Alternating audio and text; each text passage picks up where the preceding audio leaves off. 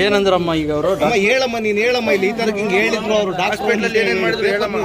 ಅವ್ರು ನಿಮಗೆ ಯೋಗ್ಯತೆ ಇಲ್ಲ 1,000 ರೂಪಾಯಿಗೆ ಅಂತ ಹೇಳ್ದ ಅವರು ಡಾಕ್ಟರ್ ಅಂತೇಳಿ ಎಲ್ಲ ಹೇಳಮ್ಮ. ನೀನು ಏನಾಗೋದಿಲ್ಲ, ನಿನಗೆ ಹೇಳಿರೋ ಮಾತನ್ನ ಸತ್ಯವಾಗಿ ಕರೆಕ್ಟಾಗಿ ಹೇಳು, ಏನಾಗೋದಿಲ್ಲ. ಅವ್ರಿಗೆಲ್ಲ ಶಿಕ್ಷೆ ಆಗ್ಬೇಕು ಕಣಮ್ಮ. ದುಡ್ಡು ಕೊಡ್ತಿದ್ರೆ ನನ್ ಮಗ ಬಂದ್ ಕೂಡಲೇ ನೋಡಿದ್ರೆ ಹಿಂಗ ಆಗ್ತಿರ್ಲಿಲ್ಲ. ಇವತ್ತು ಅದನ್ನ ಹೇಳಮ್ಮ. ತಕ್ಷಣ ಹೋಗ್ರಿ ಬೇರೆ ಕಡೆ ಅಂದಿರು ಹೋಗ್ತಿದ್ವಿ ಕಡೆಯ. ನನ್ ಮಗನ್ ಜೀವ ಬಲಿ ತಗೊಂಡ್ಬಿಟ್ರು. ಹೇಳಿದ್ರೆ ಹೋಗ್ತಿದ್ವಿ, ಬೇಗ ಗಾಡಿನ ಇತ್ತು.